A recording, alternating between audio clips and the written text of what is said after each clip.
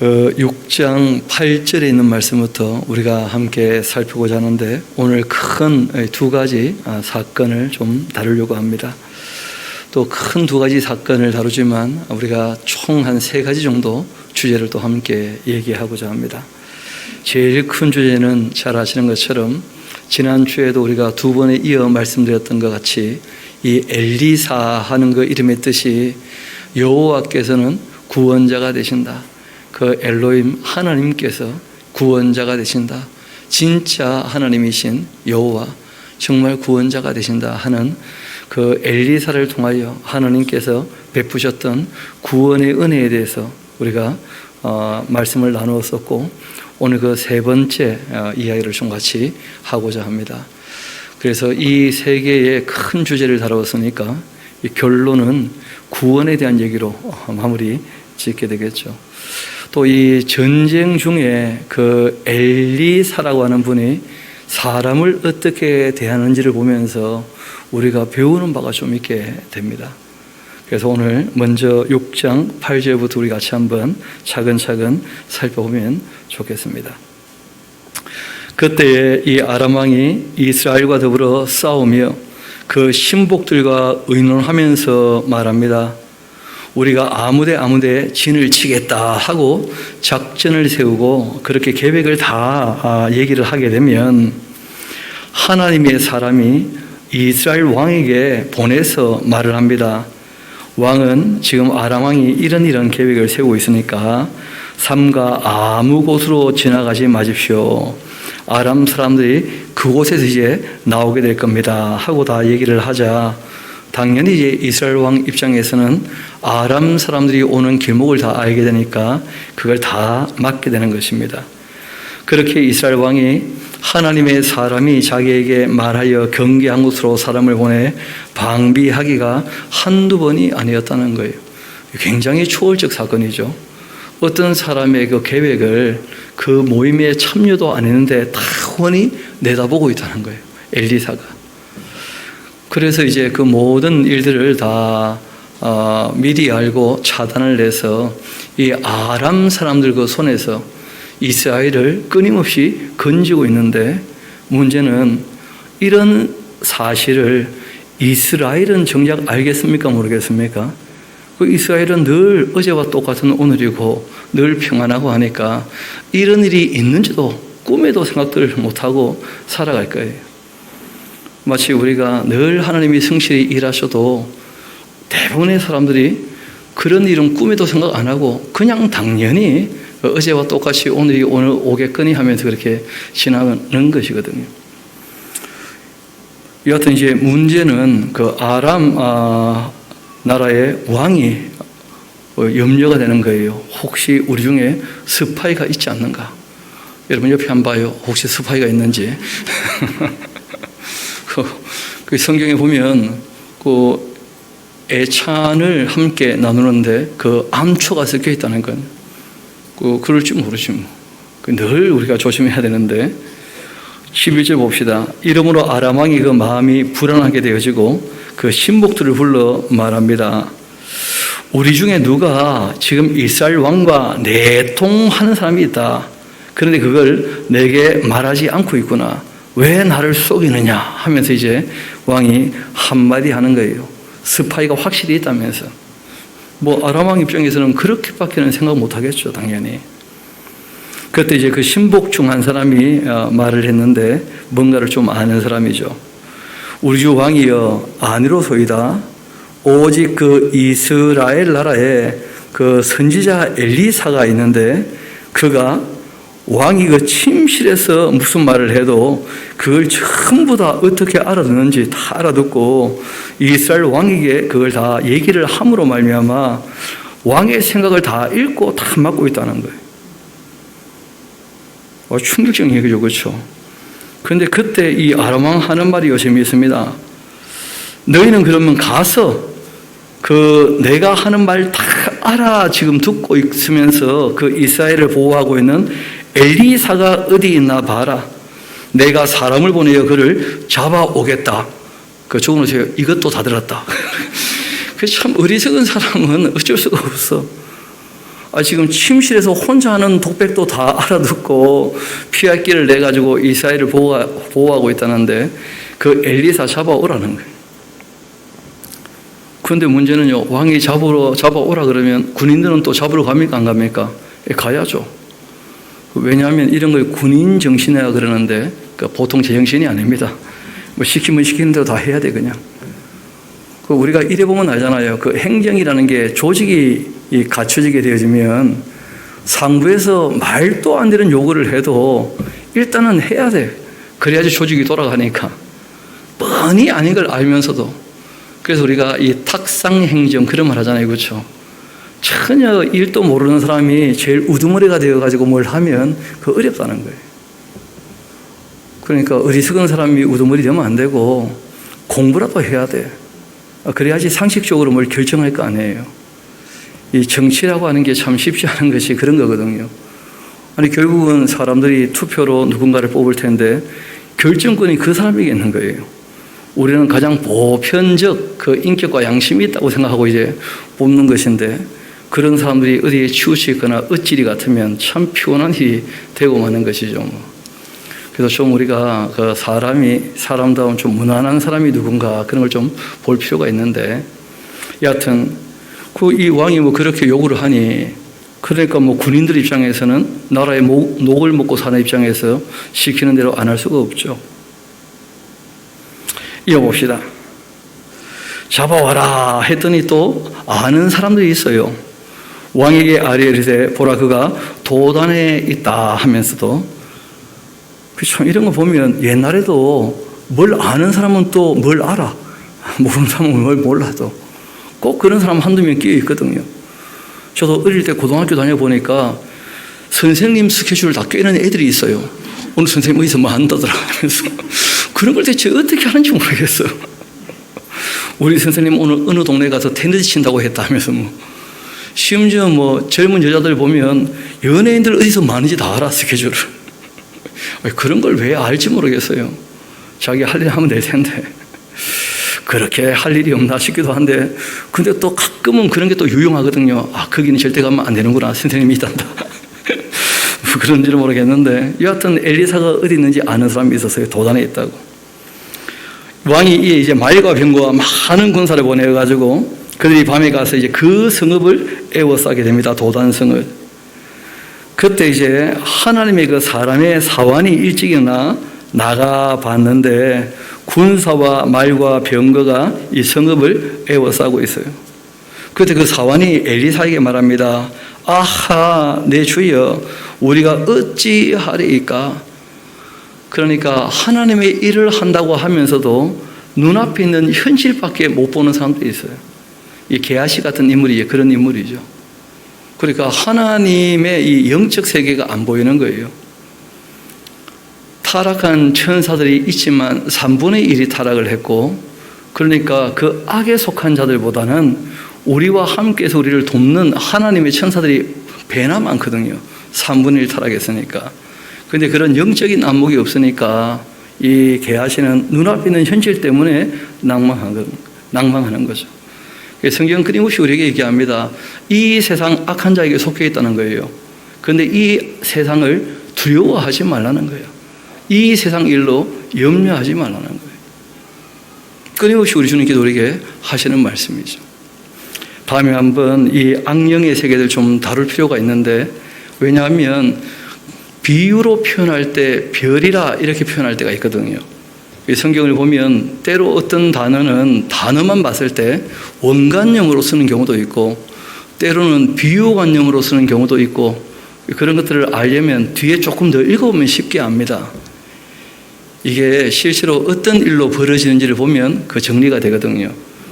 뭐 계시록을 보게 되면 별이 떨어진다 할 때 악령들이 내려온다 뭐 이런 식으로 얘기하려는 사람들이 있어요.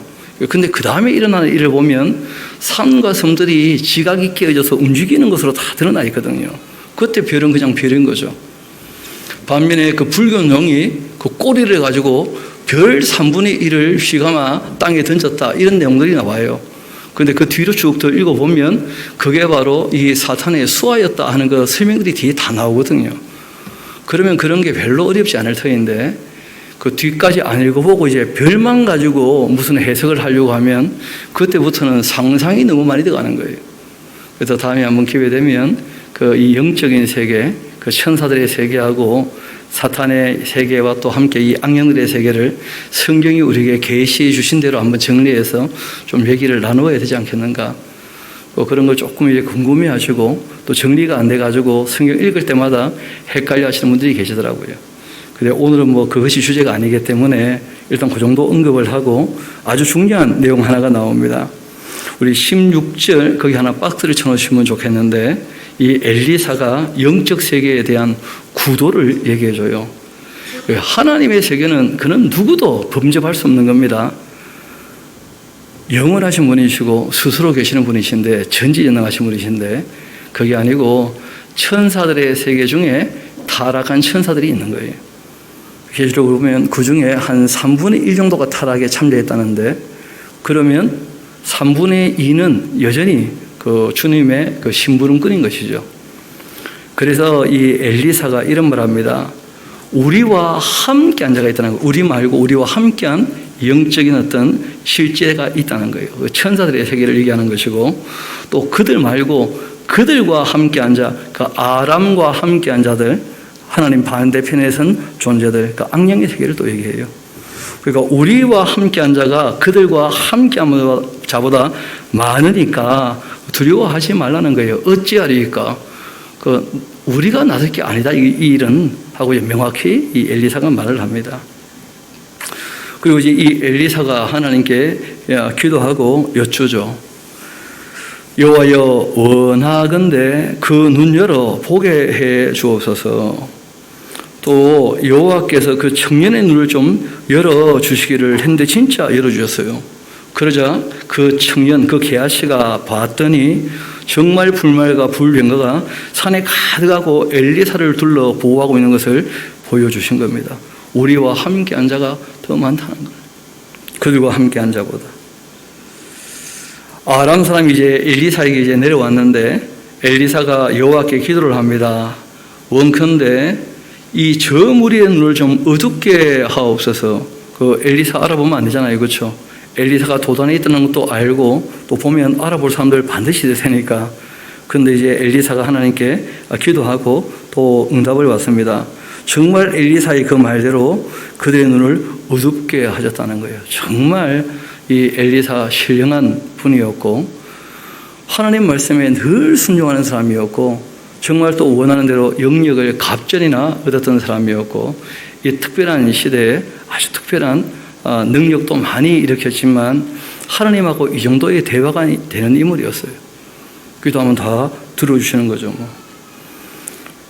뭐 다른 표현이기는 합니다만은 그 이번 몇 주 계속 더우지 않습니까?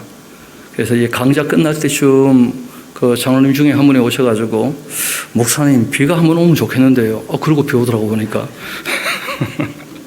그 신령하신가? 여하튼 뭐 이 비가 와서 시원하게 되니까 참 감사하긴 합니다. 그런데 여기는 뭐 좋겠습니다 이게 아니고 말하는 그 즉시 그 일이 그대로 이루어지는 아주 특별한 그런 장면들입니다. 정말 엘리사의 말대로 그들의 눈을 그렇게 어둡게 하셨어요. 엘리사가 또 그들에게 가서 얘기를 하죠. 이는 그 길 아니니까 나를 따라오라고. 또 이는 그 엘리사가 있는 성읍도 아니라면서 그래가지고 꼬셔가 데리고 가는 거죠. 어떤 분은 자꾸 이거 가지고 엘리사가 거짓말하면 되나 그런 얘기를 또 해요. 지금 이거는 난리통이고 우리가 잘 아는 것처럼 거짓 증언하지 말라는 것은 법정 용어입니다. 법정 용어. 남을 억울하게 대하지 말라 그런 뜻이지. 실제로 이 엘리사는 이들을 끌고 가서 얼마든지 죽일 수 있는 입장에서요. 얼마든지. 그런데 엘리사가 그러지 않았다는 게 중요한 거예요. 하나님께서 그 손에 다 맡기셨는데 엘리사가 사람을 대하는 그 자세를 좀 보자는 거죠. 좀 더 읽어봅시다. 엘리사가 그들에게 이르되 이는 그 길이 아니고 이는 그 성읍도 아니다. 나를 따라오라. 내가 너희를 인도하여 너희가 찾는 사람에게로 나가겠다 하고는 그들을 인도해서 이 도단에서 사마리아에 갑니다. 사마리아에 들어갈 때 엘리사가 또 하나님께 기도했죠. 여호와여 이 무리의 눈을 좀 열어 보게 해 주십시오. 그렇게 했더니 여호와께서 그들의 눈을 여셨는데 그들이 이제 정신 차리고 주변을 살펴봤더니 자기들이 사마리아 가운데 있고 완전히 포위되어서 포로가 되고 만 거예요. 그때 막 이 이스라엘 왕 그 요람이요 신나가지고 막 그들을 보면서 엘리사에게 한마디 합니다. 내 아버지여, 내가 치리까? 우리 경상도로 말하면요, 지겨버릴까요 그냥? 그런 거예요 지금. 신나가지고 이 악당들 늘 호시탐탐 우리를 노리고 우리를 침략해 오고 했는데 이번에 뭐 너무 좋은 게 하나님께서 은혜를 베푸셔서 우리 포로 되었으니까 죽여버립시다 이렇게 된 거예요. 여러분 잘 아시지 않습니까? 고대 전쟁에는 원래 포로의 개념이 없어요. 노예 아니면 죽이는 거예요. 여러분 실제로 이 포로의 개념이 생겨난 것은 그 미국 남북 전쟁 때부터였어요. 왜냐하면 그 미국 남북 전쟁은 자기들끼리 동족 간의 전쟁이었지 않습니까? 그래서 이제 그런 얘기를 한 거예요. 우리가 그 연합을 할 것인가, 또 흑인을 이 노예를 해방시킬 것인가 이런 것 가지고 싸우다가 뭐 총 맞아 죽는 건 어쩔 수 없지만 포로로 잡혔다고 할 때 그 포로를 죽이지 말자는 거예요. 서로 간에 다 서로 아는 사람들끼리인데, 그래서 그것이 이제 기준이 되어가지고 남북 전쟁이 끝나고 난 다음에 국제사회가 큰 교훈을 얻게 된 겁니다. 그래서 이제 제노바 협정이라는 게 만들어지게 되어져요. 1864년 정도에 대해서. 그때 이제 말 그대로 그 전쟁이 일어났을 때 그 포로로 잡혀온 사람들은 그 포로가 악을 행하지 않는다는 것을 조건으로 해서, 테러 일으키면 죽여도 괜찮죠. 그런데 이 포로가 말 그대로 전쟁할, 싸울 아무런 의지 없이 수용소에서 수용되어 있는 것을 원칙으로 하고, 그러면 그 포로 죽이지 않는 것으로, 그리고 그를 보호하는 것으로, 그리고 전쟁이 끝나면 반드시 고국으로 돌려보내는 것으로, 그렇게 해서 이게 전 세계가 다 가입하게 된 것은 1949년쯤 되었을 때입니다. 꽤 오래 걸리기는 오래 걸렸죠. 뭐. 그래서 이제 우리가 이 제노바 협정에 다 협약이 되어 있기 때문에, 그래서 포로로 잡았다고 해가지고 그 이실직고하라 하고 고문하는 것 자체가 다 악한 게 된 거예요. 그리고 그전에는 당연히 뭐 잡으면 다 죽이는 것이 목적이었거든요. 아니면 노예로 삼든지. 근데 여러분, 이게 지금 언제적 얘기냐면 그 엘리사가 그 BC 9세기 얘기예요. 858년, 9년 뭐 이때쯤 얘기거든요. 그러니까 1000년 전에 이미 제노바 협약을 혼자 맺으신 거예요. 포로는 손대면 안 된다는 거예요. 형, 그 참 충격적이지 않습니까?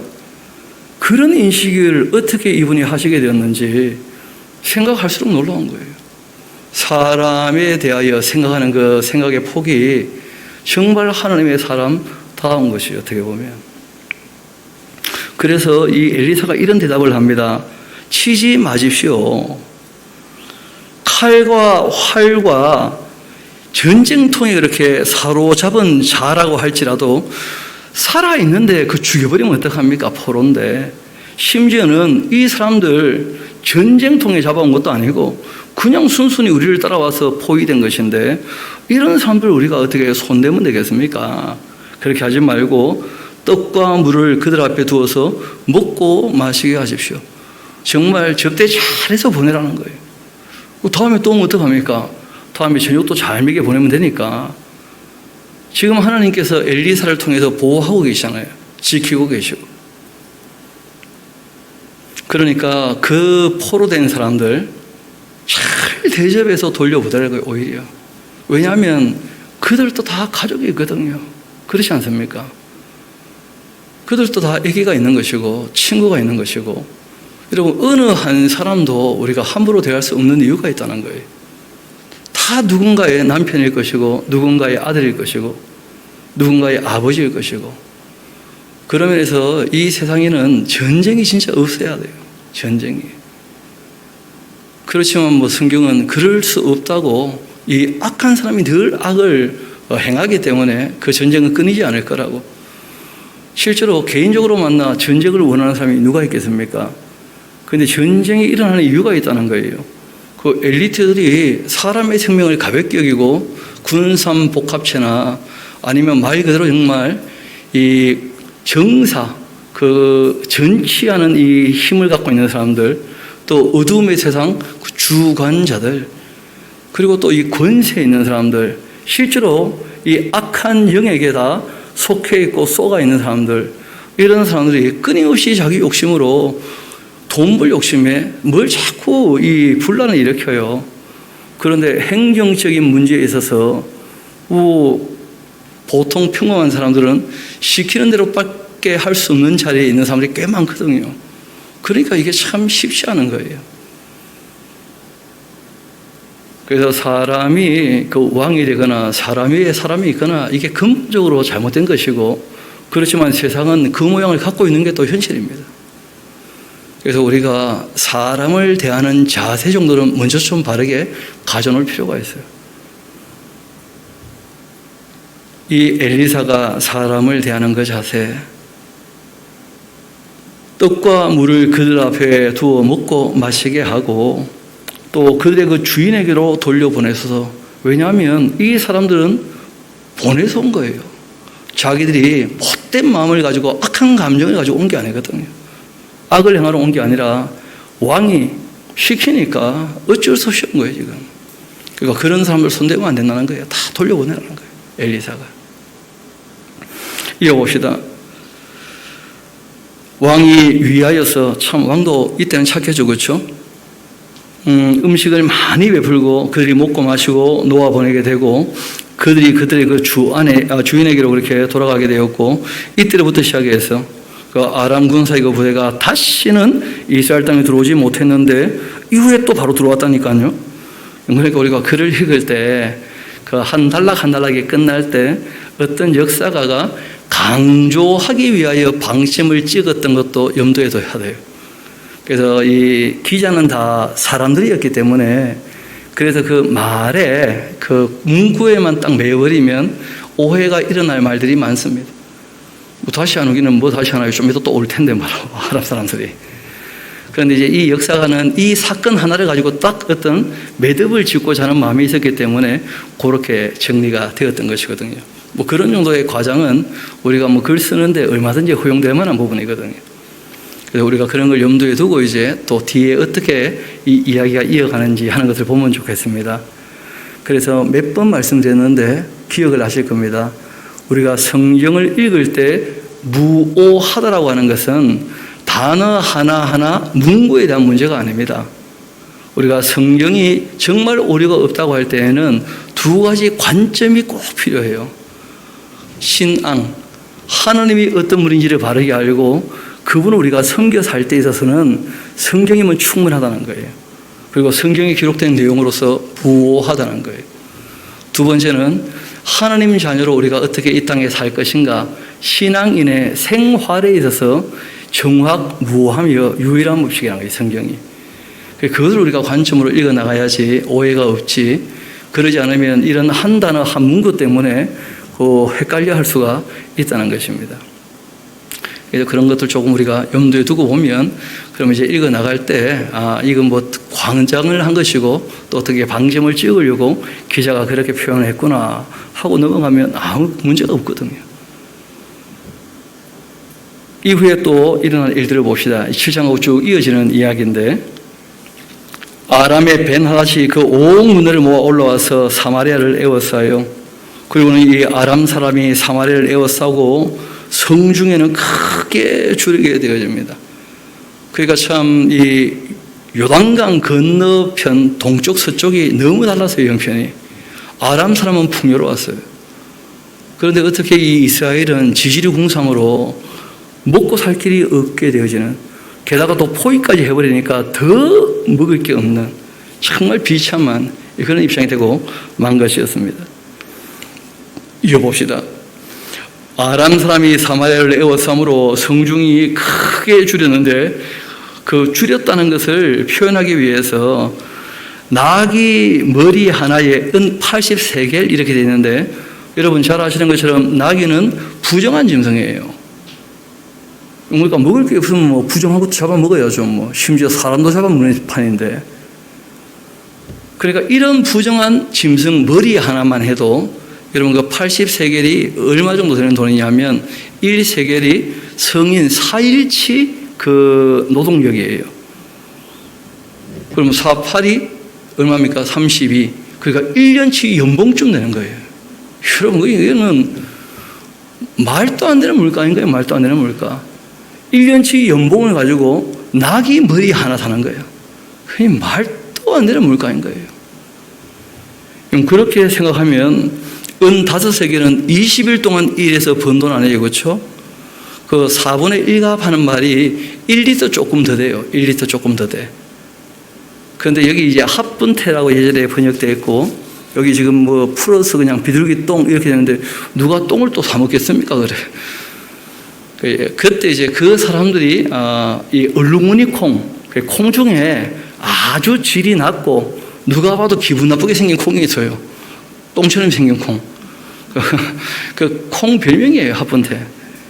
그러니까 그런 이 콩을 그 1리터 정도만 구하는데도 얼마나 내야 되는 거예요? 80만 원 이상. 5세겔이니까 20일 동안 일해서 번 돈 전체를 다 거기다 부어야 될 테니까. 그러니까 이건 뭐 말도 안 되는 물가야, 말도 안 되는 물가. 근데 그만큼 굶주린 거예요, 지금. 그러니까 실제로는 이제 애를 잡아먹습니다, 다. 그 일을 이제 이 요람이 경험하면서 속이 상하는 건데, 한번 봅시다. 이쯤 되어지자 성 안에 이 물가가 이스라엘 왕이 성 위에 지나갈 때 한 여인이 외칩니다. 이르되 나의 주 왕이여 도우소서 하면서 그 왕이 한마디 하죠. 아니 여호와께서 너를 돕지 아니하시면 내가 무엇으로 너를 돕겠는가? 타작마당으로 말미암아 하겠냐? 포도주 털로 말미암아 하겠냐? 하면서 도울 방법이 없다는 거예요. 왜 없겠습니까? 회개해야지 그래. 또 이르되 무슨 일이냐 하고 이제 물어봐요. 왕이 뭐 말은 그렇게 했지만 왕이니까 또 그 여인이 한마디 합니다. 이 여인이 말입니다. 나에게 이르기를 너의 아들을 내어 놓아라. 우리가 오늘 먹고서 이게 무슨 말입니까 대체? 애를 잡아먹자는 거예요 지금. 그렇게 먹고 또 내일은 나의 아들을 먹자 그렇게 했다는 거예요. 우리가 드디어 나의 아들을 삶아 먹고 난 다음에 다음 날이었는데 내가 그 여인에게 이르되 너의 아들을 내놓아라 우리가 먹으리라 하지만 그가 자기 아들을 숨겨버렸다는 거예요. 하기야 뭐 우리도 남의 아들 많이 잡아 먹었거든요. 그 달걀은 전부 어떤 닭의 아들인데 그래. 근데 잘 아시는 것처럼 사람하고 모든 동물들하고는 가치가 너무 다르잖아요. 가치가. 사람을 잡아먹을 정도가 되었다면 이건 너무한 거죠. 그런데 어떻게 이 부녀들이 이렇게 잔인하게 됐는지 자기 몸에 태어난 자기 애를 잡아먹는 게 자기 애를. 진짜 끔찍한 일이죠. 왕이 뭐 이런 말 들으니까 또 왕으로서 뭐 얼마나 속이 상하는지 자기 잘못은 돌아보지도 않고 이어봅시다. 그런데 내 아들 잡아먹고 난 다음에 정신 차리자 이 여자가 자기 아들은 숨겼습니다. 그래서 오늘 그 아들 먹고 파티하자고 했는데 바비큐 파티를. 근데 여자가 이제 안 내놓으니까 왕에게 지금 누가 옳은지 좀 판결해 달라고 온 거 아닙니까 하면서 30절 봅시다. 왕이 그 여인 말 듣고는 막 자기 옷을 찢어버려요. 그가 성 위로 지나갈 때 백성이 보니까 그 속에 굵은 배를 입고 있습니다. 왕이 한마디 합니다. 사밧의 아들 지금 엘리사가 이 사마리아에 지금 와 있는데 그 머리가 오늘 그 몸에 붙어 있으면 하나님이 내게 벌 위에 벌 내리실지로도 하면서 왜 뜬금없이 엘리사를 소환하는 거예요? 이 사람 생각은 엘리사가 능력이 있는데 왜 그 능력으로 우리를 안 돕느냐 이렇게 오해를 하는 거예요. 하나님께서 도와도 소용이 없는데 지금 왕은 자기가 잘못했다 돌이켜야 된다 인식조차 없는 거예요. 왜 그냥 막연히 하나님 자기 안 도와주냐. 게다가 그 중재가 엘리사일 건데 하면서 크게 오해를 하는 것이다. 오해를. 그러면서 그 엘리사 믿다는 거야. 능력 있는데 안 도와주니까. 그래서 엘리사 죽이겠다는 거예요. 여러분, 이런 게 악한 사람의 심보예요. 우리도 알게 모르게 그런 마음이 있을 수 있는데, 내가 너무 힘들고 어려워지면 하나님 전능하신데 왜 나를 안 도와주나? 그 요람하고 뭐가 다른 거예요 대체? 자기를 돌아봐야지, 먼저 자기를. 성경은 끊임없이 스스로 자신을 돌아보라는 말씀을 먼저 하시는 거예요. 자신을. 하나님께 무슨 잘못이 있겠습니까? 하나님께. 지선하신 분이신데, 참되신 분이시고. 그런데 그 사람이 자기가 힘들어지면 아주 이기적인 자세를 갖고 있으니까 하나님께 원망을 돌리는 거예요. 하나님께. 이 요람왕 보니까 딱 그 수준이야. 딱 그 수준. 엘리사 죽이겠답니다. 이어봅시다. 그때 엘리사가 그 집에 앉아 있었는데 그 장로들이 그와 함께 또 앉아 있고 왕이 자기 초소에 사람을 보냈고 그 사자가 말하죠. 사자가 도착하기도 전에 엘리사가 장로들에게 이런 말을 합니다. 참 믿기 어려운 얘기였는데, 너희는 이 살인한 자의 그 아들이 지금 나의 머리를 베려고 사람을 보내는 거 봤냐? 너희는 보다가 그 사자가 오게 되면 그 문을 닫아라. 그 문 안에 들여놓지 마라. 그리고는 그 주인의 발소리가 그 뒤에서 나지 아니하냐? 그러니까 그 킬러 못 들어오게 막아라. 그리고 무리가 말을 할 때 마침 그 사자가 그에게 도착하게 되는데 왕이 이르되 이 재앙이 여호와께로부터 나왔으니 어찌 더 여호와를 기다리겠는가? 여러분, 재앙이 여호와께로 나왔다면 성경은 끊임없이 얘기해요. 회개하라는 거예요. 왜냐하면 복도 저주도 또 생명도 사망도 이 은혜와 그리고 또 이 모든 재앙도 다 누구로부터 나오는 거예요? 하나님으로부터. 비를 안 오게 하시는 분도 하나님이시고 비를 오게 하시는 분도 하나님이셔요. 자기를 돌아봐야 돼요. 환경을 돌아봐야 되고, 우리가 뭐 잘못한 것이 없는지, 아니면 하나님이 주셨던 창조 원리에 대해서 우리가 어긋나게 해가지고 정말 환경을 파괴해서 엉망이 된 것은 아닌지, 그 원인을 좀 찾아야 될 거 아니에요. 원인을. 그걸 다 하나님 탓으로 돌려버리면 어떡합니까? 엘리사가 한마디 합니다. 여호와의 말씀을 들어봐라. 이 여호와께서 이르시되 내일 이맘때에 그 사마리아 성문에서 이 고운 밀가루 한 서아가 한 세겔 그렇게 매매될 거고, 보리또 두 서아를 한 세겔로 다 매매하게 될 거다. 모든 물가가 원상복귀될 거라는 거예요. 그때 왕이 그 손에 의지하는 자 곧 그 한 장관이 하나님의 사람에게 한마디 합니다. 이르되 여호와께서 하늘의 창을 내신들 어찌 이런 일이 있겠는가? 그렇게 했고, 엘리사가 이르되 너가 너의 눈으로 보겠다. 그러나 그것을 먹지는 못할 것이다. 그런데 하나 좀 메모해 두십시오. 좀 이따 우리가 좀 살필 건데, 말을 조심해야 돼. 말을. 사람이요, 너무 함부로 말하면 은혜 받는 자리에서 은혜 받지 못하는 수가 있어요. 해놓은 말 때문에. 말을 정말 조심해야 돼. 말을. 하나님이 지금 은혜 베푸신다는데 그거 안 믿으신데, 안 믿어줘도 입 닫고 있었으면 얻어먹을 텐데 괜히 그걸 얘기하는 바람에 제가 얘기했잖아요. 별 주신다면 주시지 하고 믿고 말아야지. 그냥 말이 됩니까? 그 사람 못 봤습니다. 준다면 그래 내가 안 믿어줘도 기다려보자. 어떻게 될지는. 그러고 말아야지. 말을 너무 함부로 하면 그러면 그 다음에는 은혜 받기 어려워요. 하나님의 능력을 모르니 너무 함부로 생각해. 자기 수준을 가지고. 좀 생각을 해봐야 돼요. 이어봅시다. 그 성문 어귀에 나병 환자가 4사람이 있었는데 그 친구에게 말했다는 거예요. 우리가 어찌 여기 앉아 죽기를 기다리겠는가? 왜냐하면 성 안에서는 애를 삶아 먹을 정도니까 성 밖은 형편이 어떻겠습니까? 만일 우리가 성읍으로 가자 그렇게 말한다면 성읍에는 굶주림이 있고 또 우리가 거기서 죽을 건데, 만일 우리가 여기서 그냥 머물러도 역시 우리가 그냥 죽고 말지 않겠냐 말이야. 어차피 아무도 못 먹을 텐데. 그런즉 우리가 가서 아람 군대에게 항복하자. 그들이 우리를 살려두면 살 것이고 우리가 죽으면 좋지 자살할 수는 없는 거니까 죽을 거다. 그렇게 하고 이제 아람 진으로 가려고 할 때 해질 무렵이었어요. 그때 일어나 이 아람 진영 끝에 이르게 되었는데 그때 보니까 놀랍게도요, 거기 한 사람도 없는 거예요. 한 사람도. 이유가 있었습니다.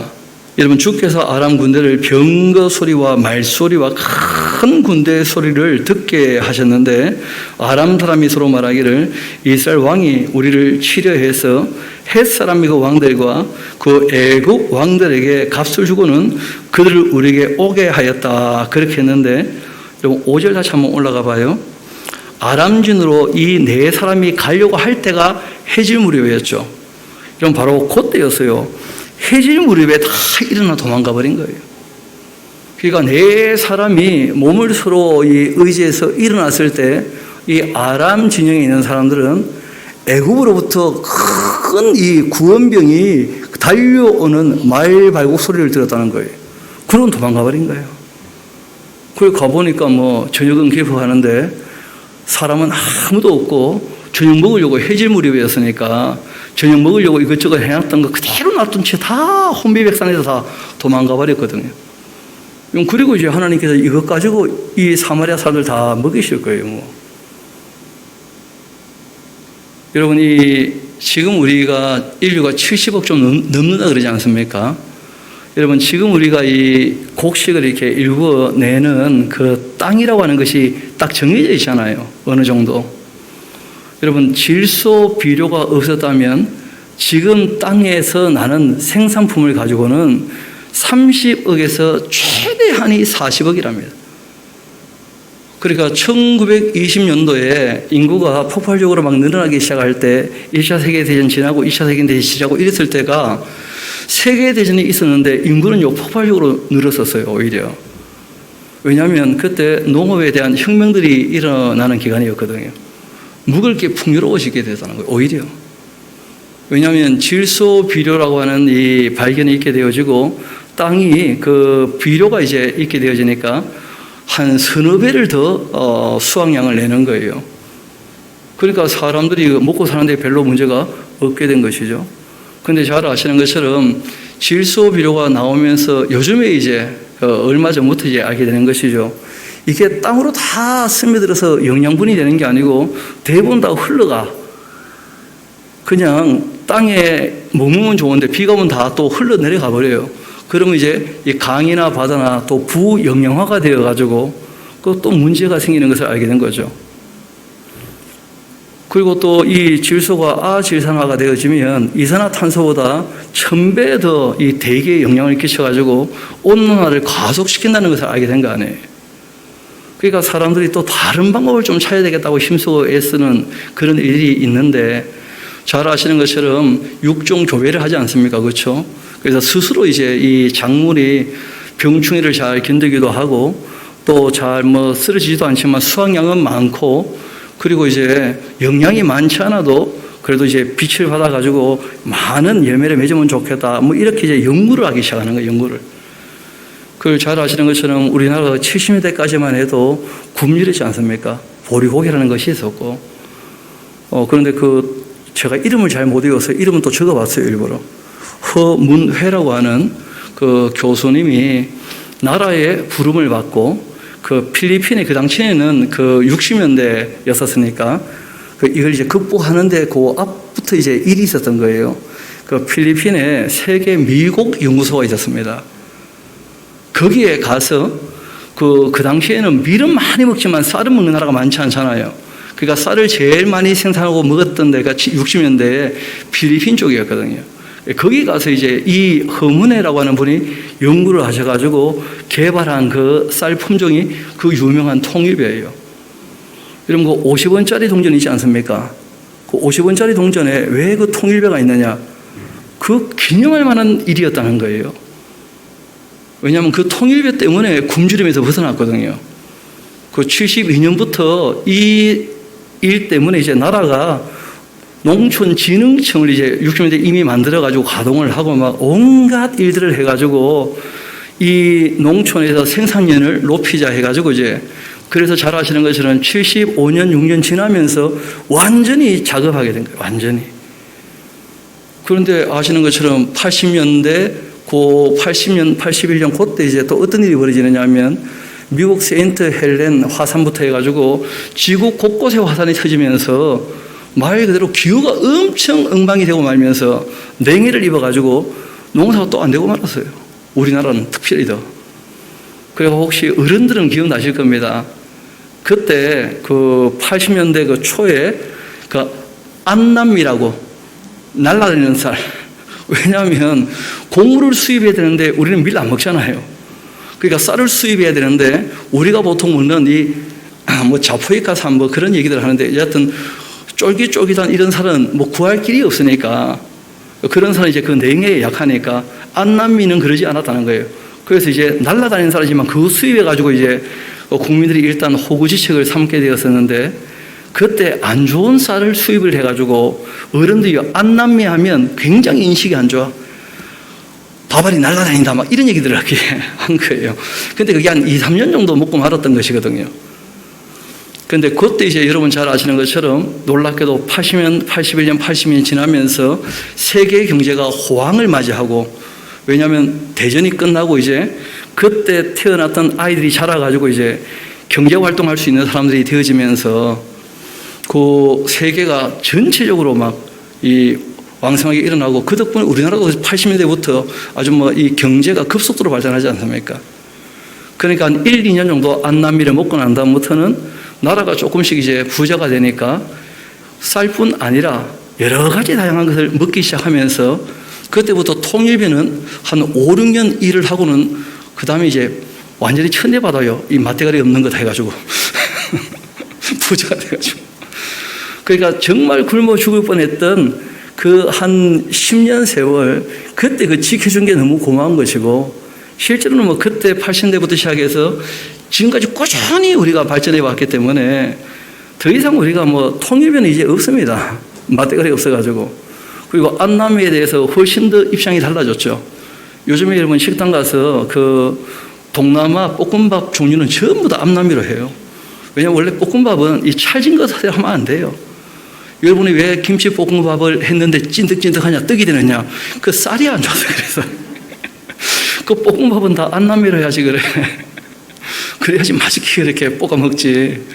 쌀 종류가 다양해서 그런 것이거든요. 그리고 난 다음에 여러분 잘 아시는 것처럼 이 육종 교회 가지고만 다 안 된다 하는 것을 사람들이 인식을 한 거예요. 한계가 다 있으니까. 왜냐하면 이게 교배에서 뭘 하나 새로운 품종을 발견해 내려면 그 적어도 5, 6년, 길면 10년 이상 걸린다는 거예요. 그러니까 사람들이 어차피 이제 유전자 정보는 자기들이 어느 정도 파악을 했고 특성들을 파악을 했으니까 그때부터는 이제 파악한 것들을 쫙 분류해가지고 거기에서 이제 갖고 와서 한번 교배를 시켜보는 거예요. 그래도 뭐 시간이 오래 걸리죠. 그래가지고 나온 게 뭐였냐 하면 이 작물을 기르는데 어차피 이제 땅에서 이 잡초하고 싸우지 않습니까? 잡초하고 싸우니까 농약을 뿌릴 때 잡초에게만 농약을 줄 수는 없잖아요. 그냥 확 뿌려야 될 텐데, 그렇죠? 그래서 이제 GMO 하는 게 나오게 된 것인데 그 농약에서 견딜 수 있는 그 유전자를 수 없는 종류를 다 실험해 본 거예요. 말 쉽게 얘기하면 전자총을 쏴가지고 없는 그 인자를 집어넣은 거야. 그래가지고 이제 그 그라운드 제로라고 하는 그 농약을 뿌리게 되어지면 잡초는 다 죽고 그것만 살아남는 그 몬산토에도 그걸 성공했죠. 그래서 대박을 터뜨렸는데 해보니까 이게 생산성과 타당성이 안 맞아요. 요즘엔 GMO는 점점 좀 그 세력을 약화되어져 가고 있고 한 10% 정도밖에 안 됩니다. 전 생산량에. 그래도 뭐 콩이나 옥수수는 GMO가 아직 뭐 탁월하니까 아직까지는. 그런데 문제는 우리가 GMO 하면 인식이 좋습니까? 별로 안 좋습니까? 생산량은 굉장히 높아졌는데 그 너무나 인식이 안 좋고 특별히 종교인들은 진짜 싫어해요. 싫어하면서도 많이 먹어 또. 왜 먹느냐? 모르니까. 어디에 섞여든지 모르니까. 또 싸니까 뭐. 그래서 이제 여러분 놀랍게도 이 하나님이 사람들에게 지혜를 주셔서 점점 인구는 많아져도 그 기술을 개발하게 하시고 발달하게 해서 하나님 복 주시는 길이 지혜를 주시는 거죠, 지혜를. 그래서 살 길을 열어주시는 거예요. 그래서 요즘에 뭐 유전자 가위 이런 얘기 하지 않습니까? 그래서 이 염색기 중에 뭔가 이렇게 걸리는 게 있으면 그거 잘라내버리면 그러면 이제 좋지 않겠는가 해서 그 편집하는 기술이 점점 발달하고 있는 것인데, 여하튼 그런 면에서 이 농업에서 일하시는 분들 좀 이렇게 얘기를 들어보니까 이분들은 지금 늘 초긴장이에요. 왜냐하면 이거 조금만 윽박자다 버리면 전 인류가 어떻게 굶어 죽는 일이 벌어지지 않겠는가. 왜냐하면 여태까지 그런 발전을 거쳐오면서 환경을 너무 많이 파괴했다는 거예요. 환경을. 게다가 좀 전에 말씀드렸던 그런 품종들이 참 이렇게 좋은 것처럼 보여도, 여러분 품종이 다양하면 그러면 이제 병충해가 쓸어도 한두 품종 죽고 다 나머지는 살아남거든요. 그런데 좋은 육종이 있다고 전부 한 종류만 키우게 되어지면, 왜냐하면 생산성이 제일 높으니까. 그런데 병충해 중에 하나만 문제가 되는 게 퍼져버리면 다 죽는 거예요, 그냥. 요즘에 그 바나나가 그런 위기가 있다 그러잖아요. 바나나라고 하는 것이 그 우리가 먹는 것이 거의 한 종류라고 그러죠, 한 종류. 그래서 그 바나나가 그 한 종류이기 때문에 병충해로 죽기 시작해버리면 인류가 바나나 못 먹을 수 있다는 거예요. 저렇게 싸우면 하는데. 그래가지고 다시 이제 그 육종 기술이나 이 눈을 좀 돌리면서, 그러니까 이 환경을 우리가 이 다듬어 가면서, 그리고 이제 농촌의 이 농산물 생산용 수확량도 좀 높이고, 또 사람들 입맛이 너무 까다로워지니까 먹는 사람들이 또 맛있게도 먹어야 되고, 하여튼 그래서 농사하시는 분들 존경합시다. 정말 수고하고 정말 했어요. 조금만 생각해 보니까 뭐 우리가 앉아가지고 그 에어컨 틀어놓고 그분들 고생해서 갖다 준 거 씹어 먹으면서 공부했던 거, 그건 고생도 아닌 거야, 알고 보니까. 뭐 너무 편하게 그냥, 실제로 뭐 휴가 아닙니까, 휴가. 에덴 동산부터 새하늘 세상까지 뭐 가만 앉아 있어도 다 보여줬는데, 그래. 뭐 그런 관광의 세상이 어디 계세요, 그렇죠? 그래서 제가 무슨 말씀을 드리고자 하느냐면, 양식이라고 하는 것은 하나님께서 내시는 거예요. 하나님께서 지혜를 주시면 살 길은 늘 열리는 거예요. 그래서 예수님께서 무엇을 먹을까 마실까 입을까 그런 거 염려하지 말라는 거예요. 항상 사람들은 양식 걱정했는데 인류가 폭발적으로 늘어나도 양식이 문제된 적은 없다는 거예요. 항상 뭐가 문제가 되느냐? 분배가 문제였다는 거예요. 분배가. 문제는 사람에게 있었던 거예요. 사람에게. 그래서 여기를 봐도 하나님께서 주신다는데 어떻게 주시나, 그거 못된 말 하면 안 돼요. 그렇지 않습니까? 좀 더 이어봅시다. 그렇게 해질 무렵 일어나 다 도망가 버렸고, 8절입니다. 그 나병 환자들 진영 끝에 이르게 되자 한 장막에 들어가서 먹고 마시고 거기서 은과 금과 그 의복 가지고 가서 감추고, 다시 와서는 다른 장막에 들어가 거기서 가지고 또 가서 감추고, 이런 거 보면 성경은 너무 솔직해. 나라도 그러겠다, 나라도. 아니 네 사람밖에 없는데 뭐 너무 많잖아요, 너무 많아. 그러니까 뭐 먹고 상 뒤집고 막 감추고 막 하다가 한마디 한 거예요. 나병 환자들이 그 친구들에게 서로 말하죠. 야, 우리가 이렇게 해서는 안 되는 것 아니냐 말이야. 정신 차리자, 정신. 잠깐 그렇게 깜빡할 수 있지만 기분 너무 좋아가지고 오늘은 이 아름다운 소식이 있는 날이 않는가? 우리가 침묵하고 있는 거 아닌가? 욕심 때문에. 그러면 안 돼. 다 함께 살아야지. 참 아름다운 소식이 있는 날이다. 하나님께서 우리에게 양식을 주신 날이다. 우리가 침묵하고 있구나. 만일 밝은 아침까지 기다린다면 벌이 우리에게 미치지 않겠는가. 이제 떠나 왕궁에 가서 그 알리도록 하자, 이 모든 사실을. 그리고는 가서는 성읍 문지기 불러서 그들에게 말합니다. 이르되 우리가 아람진에 이르러서 보니까 거기는 한 사람도 없고 사람의 소리도 없고 또 오직 말과 나귀만 매여 있고 장막들이 그대로 있으리다 하고 이제 보고를 한 거예요. 그 진짜 뭐 밤이 깊어서 되죠, 그렇죠? 예, 뭐 새벽이 이제 다가오는 그런 시점이었는데 그가 문지기들을 불러서 그 얘기를 하고 그들이 또 왕궁에 있는 자에게 가서 말하게 되고 왕도 이제 그 얘기를 듣고 밤에 일어나 가지고는 그 신복들에게 말합니다.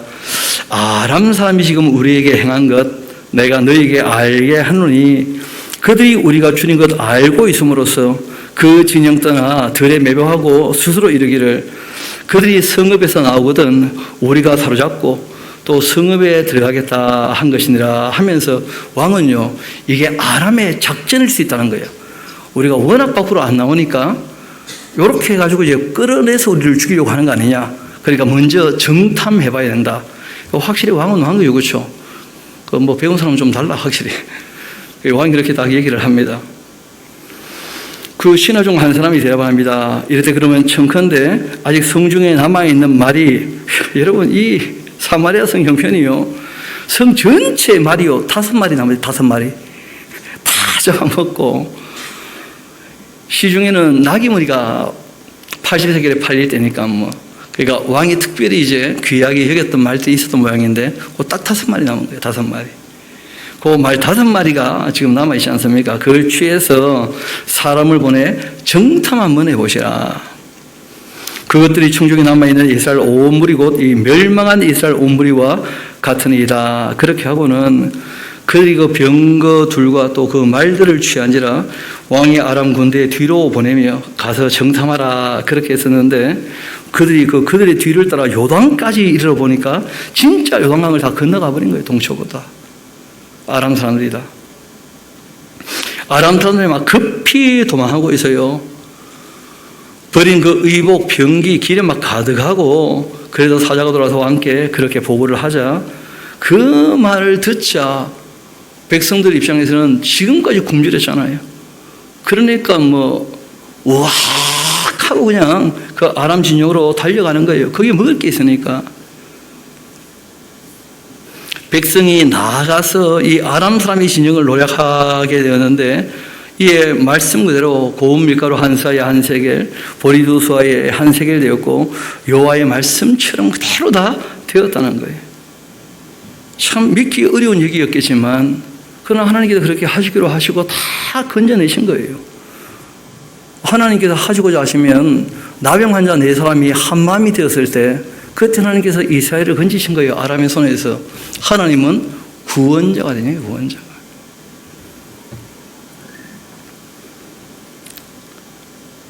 그렇게 왕이 그 손에 의지하였던 그 장관, 아까 전에 말 못되게 했던 사람 있지 않습니까? 그거 세워서 성문을 지키게 했다는 거예요. 그 백성이 성문에서 그를 밟아버렸고 하나님이 그 사람의 말대로 죽고 말았다는 거예요. 그 적어놓으세요. 잘 죽었다. 못된 놈.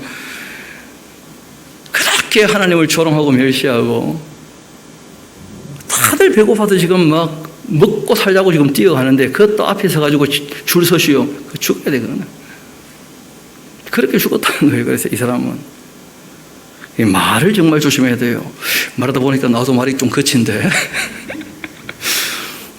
잘 안 죽었습니다. 말 보고 있어요. 죽으면 안 되는데 죽었어. 말을 조심해야 돼요. 말을. 우리가 일상적으로 대화를 할 때 우리가 해야 될 말이 있고 가려야 될 말들이 있거든요. 안 해야 될 말들이 있고. 저도 이 강의를 할 때 그 하고 난 다음에 후회할 때가 가끔씩 있어요. 왜냐하면 분위기 때문에 그 사람들이 깨어 있어야 들으니까, 그러니까 조금씩 이렇게 흥미를 유발해야 관심을 가지니까 메시지를 치는 수가 있거든요. 그런데 많이 치면 큰일 나는 거란 말이지. 그래서 돌이켜서 야, 내가 왜 그때 그렇게 좀 지나치게 얘기를 했나, 그럴 때가 있게 되거든요, 사람이. 그러지 않으려고 가능하면 좀 담백하게 하려고 좀 애를 써보는데, 문제는요, 담백하게 하면 또 다 자. 그래서 참 어렵다 하는 그런 생각들을 하게 되는데, 그러나 중요한 것은요, 진실하게 바르게 하는 것. 잘하는 것보다 더 중요한 것은 바르게 하는 것이 바르게. 특별히 말이라는 것을 바르게 한다는 것은 참 중요합니다. 모르는 말을 함부로 하지 않도록 우리가 좀 조심해야 되고, 거짓말 하지 않도록 조심해야 될 텐데, 우리 좀 더 봅시다.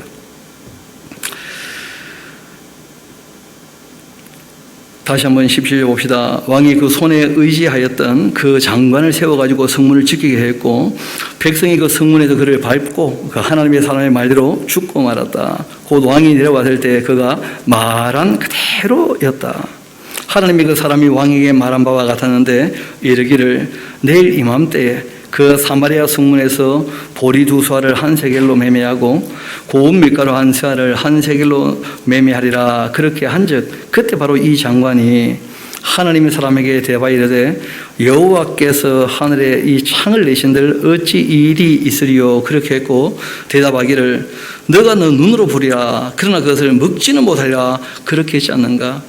그 장관에게 그대로 이루어졌으니까 곧 백성이 그 성문에서 그를 밟고 그리고 그는 밟혀 죽고 만 것이다 하면서 그 이야기가 그렇게 끝났다는 거예요. 하나님께서 우리에게 은혜를 베푸신다, 구원을 베푸신다라고 할 때 이때 구원은 말 그대로 그 죽음의 위기 굶주림에서 이제 건져주신 거 아니겠어요, 그렇죠? 그런데 우리가 돌이켜 보면 몇 번 말씀드리지만 여러분 사랑이라고 하는 것이 이 구원을 가지고 오는 것이거든요. 실제로는 하나님의 그 은혜와 긍휼과 사랑으로 이제 우리를 건져 주시는 것인데 죄에서 건지시는 것도 마찬가지고 죽음에서 건지시는 이유도 다 마찬가지거든요. 사랑하시려고 그리고 사랑하기 때문에 관계를 회복하시려고 그렇게 하시는 것인데 그런데 그 사랑이라고 하는 것, 이 구원의 본질은 일상에 대한 회복일 수 있고요. 성실함으로써 확인되는 게 성실함으로써.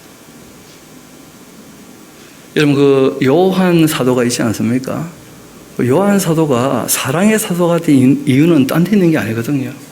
예수님이 부탁했던 그 어머니 마리아, 그 마리아를 일평생 부양했다는 거예요. 그게 사랑의 본질이에요. 여러분 알고 보면 3일만 돌보지 않아도 죽어버릴 애들이 많지 않습니까? 근데 그걸 포기하지 않고 매일 그 길렀다는 것 자체가 사랑이거든요. 여러분 그 예레미야 에가서를 보면 그런 표현 나와요. 하나님의 인자와 이 성실하심이 무궁한 이유가 있다는 거예요. 아침마다 새롭고 늘 새롭다는 거예요. 하나님 성실하게 일하신다는 거예요. 그 예레미야가 깨달았던 하나님의 그 사랑은 예루살렘이 불타버리고 성전이 무너졌을 때 하나님께서 그만두자 이렇게 하신 게 아니고 그 다음 날에도 똑같이 빛을 비추고 비를 내리셔서 사람들에게 필요한 것들을 공급해 주셨다는 거예요. 성실하심에 성실하심. 우리가 믿음도 소망도 사랑도 성실이 기초가 안 되면 실제로는 그는 이루어지지 않는 거예요. 사건에 대한 문제가 아니거든요. 신앙은 생활에 대한 이야기입니다. 생활에 대한 이야기. 실제로 그때만 그런 게 아니고 그때부터 시작해서 지금까지 실제로는 창조부터 시작해서 지금까지 하나님이 단 한 번도 쉬신 적이 없으시다는 거예요. 예수님 말씀대로 아버지가 일하시니 나도 일한다. 정말 성실하게 일하신 거예요. 여러분 자녀를 양육할 때 그 사랑은 부모의 성실함으로 확인되는 것이거든요. 그렇지 않습니까? 저기 애기들 뭐 뛰어다니고 있는데 이런 부모들이요 잠시만 한눈 파면요 무슨 일이 벌어질지 몰라. 정말 성실하게 살피는 것 그게 사랑인 거죠. 몇 번 그 기회 될 때 얘기를 드렸습니다만은 맞은 기억이 많다는 거야. 뭐 이틀이 멀다 하고. 근데 여러분 이틀에 한 번씩 맞은 것도 하고 하루에 3번씩 얻어먹은 거 하고 어느 게 많은 거예요 그러면. 훨씬 많이 얻어먹어놓고 맞은 기억밖에 없다 그러면 어떻게 해야 되지? 실제로는 늘 성실하게 사랑했기 때문에 우리가 살아있는 것이거든요. 그럼 살아있다는 것 자체가 사랑받았다는 확실한 증거예요. 그걸 누가 부인할 수 있겠어요? 그래서 우리가 서로 사랑한다면 일상적으로 우리가 말을 좀 잘 할 수 있으면 좋겠다 싶은 거예요. 바르게 할 수 있으면 참 좋겠다. 그래서 이 사람은 하나님의 사랑에 속하지 못한 이유가 있다는 거예요. 그 은혜와 그 사랑에 말을 너무 함부로 한 거예요. 여러분 그 사랑에 감사할 줄 안다면 그 사랑에 함께 할 수 있는 것이죠. 그래서 우리가 그 말에 대해서 여러분들이 좀 성경에 얘기를 하고 있어요. 그 솔로몬도 얘기를 하고 있고 또 야고보도 얘기를 하고 있고 한데 여러분 제가 봤을 때 그 성경에 보면 예수님 사도 중에 말 실수가 좀 많았던 분이 계셔요. 혹시 누구지 기억나십니까? 베드로 말이에요, 베드로. 그런데 베드로가 진짜 자신의 인생 마지막 끝자락에 유언으로 남길 때 말에 대한 말씀을 꽤 많이 하셨어요. 그러니까 제가 이 베드로가 말에 대하여 어떤 교훈을 했다면 성령님의 감동으로 그럼 우리가 좀 마음에 새겨야 되지 않겠나 싶은 마음이 있습니다. 우리 오늘 이 말씀을 마무리할 때 베드로 사도가 말에 대해 공부한 내용들을 좀 살피면서 하나님께서 우리에게 성실하게 사랑을 베푸실 때 우리가 하나님께 어떻게 표현을 할지, 또 우리가 일상적으로 더불어 살아갈 때 사랑을 표현한다는 것이 무엇인지, 우리가 성실하게 우리가 말을 또 일을 다 할 때 어떤 자세여야 하는지도 한번 생각해 보고자 합니다. 우리 베드로전서 같이 한번 가봅시다.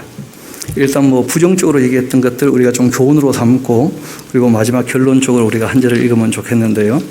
일단 말씀드렸으니까 베드로전서 우리 1장 같이 가봅시다.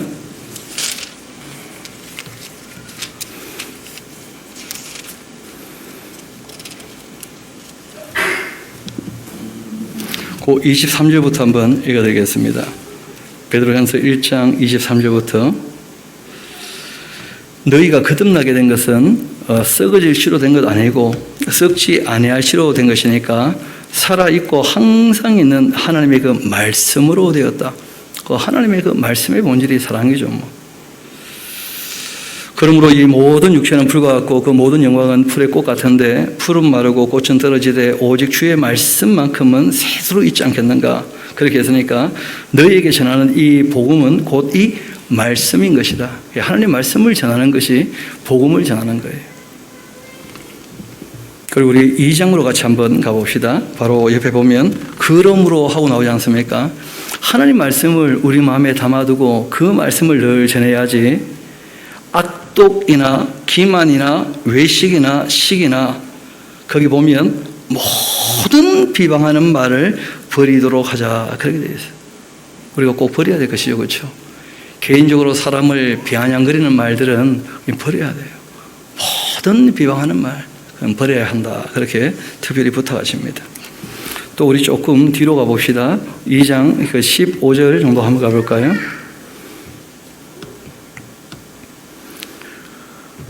그 13절부터 한번 봅시다. 인간의 모든 제도를 주를 위하여 순종을 해라. 혹 위에 있는 왕 혹은 그 악행하는 자를 징벌하고 선행하는 자를 포상하기 위하여 보낸 총독에도 그렇게 해라. 곧 선행함으로써 어리석은 사람들이 그 무식한 말을 막으려고 하는 것이다. 우리가 선하게 살면 사람들이 함부로 모르고 막 무슨 말 하지 않을 거라는 거예요. 또 거꾸로 우리가 알지도 못하면서 무슨 말을 함부로 하면 안 돼요. 아는 것처럼. 우리가 다 내가 연구해서 아는 게 아니잖아요. 그렇죠? 참고해서 내가 정리한 바로는 이쯤 된다 하는 정도로 우리가 얘기할 수밖에 없는 부분들이 있어요. 그래서 그런 부분들은 우리가 좀 조심스럽게 얘기해야 됩니다. 시간 지나고 진짜 무식한 것이 탄로날 수 있다는 거예요. 그러면 그 무식이 탄로나면 그 사람의 인격도 무시당할 수 있어요. 그래서 우리가 그 말을 조금 가려할 필요가 있고, 내가 연구한 바로는 지금 이러한데 좀 더 두고 보자 하고 여지를 좀 남겨두셔야 돼요. 좀 여지를 남겨둬야 대화가 더 이루어지고, 그리고 그 사람에 대해서 신뢰가 더 생기게 되는 거예요. 왜냐하면 사람은 원래가 완전하지 않거든요. 원래가 완전하지 않은데 완전한 것처럼 해버리면 그 자체가 이미 거짓이 될 수 있는 것이니까, 그리고 우리가 조금 유의할 필요가 있습니다. 그래서 지금 말씀드린 것처럼 그 무식한 말을 막으시려고 우리가 선하게 살면 딴 말 안 할 거다 하고 그렇게 말씀하신 것이었고, 또 우리가 조금 더 이어봅시다. 16절. 너희에게 자유가 있는데 그 자유로 그 악을 가리는 데 쓰지 마라. 그 자유를 가지고 뭘 하느냐? 오직 하나님의 그 종처럼 그 자유가 주어졌다면 나 자유다 하고 자기 행복만 위해 살지 말라는 거예요. 서로 섬겨야지. 그것이 중요하지 않겠냐는 거예요. 그리고 3장 그 10절 같이 한번 가보시다. 3장 10절. 우리 10절, 그 11절, 12절까지 같이 한번 읽어볼까요? 그 구약에 인용한 내용이긴 하지만 꼭 한번 읽어봅시다. 3장 10절부터 그 12절까지 시작. 그러므로 생명을 사랑하고 좋은 날 보기를 원하는 자는 혀를 금하여 악한 말을 그치고 그 입술로 거짓을 말하지 말고 악에서 떠나 선을 행하고 화평을 구하며 그것을 따르라. 주의 눈은 의인을 향하시고 그의 귀는 의인의 간구에 기울이시되 주의 얼굴은 악행하는 자를 대하시지 않는가 그렇게 하였느니라. 그리고 오늘 우리 결론적인 말씀을 같이 한번 보도록 합시다. 4장 우리 10절 11절 같이 가봅시다. 베드로 전서를 보니까 말에 대한 교훈이 꽤 나오죠, 그렇죠?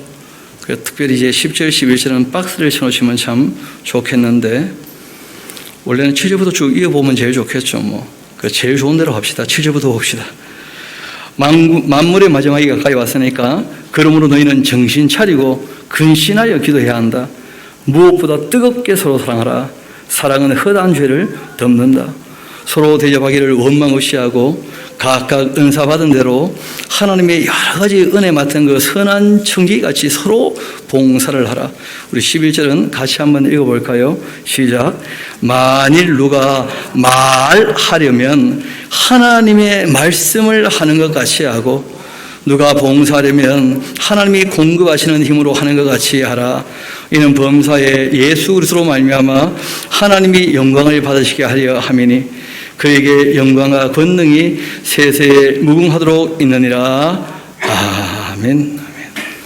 우리가 정말 기독교인이라면, 우리 주님의 그 제자라면, 우리가 그 말씀을 다 지켜 행하기를 원하는 사람이라면 말하는 데 있어서도 하나님 말씀을 내가 대언하고 있다.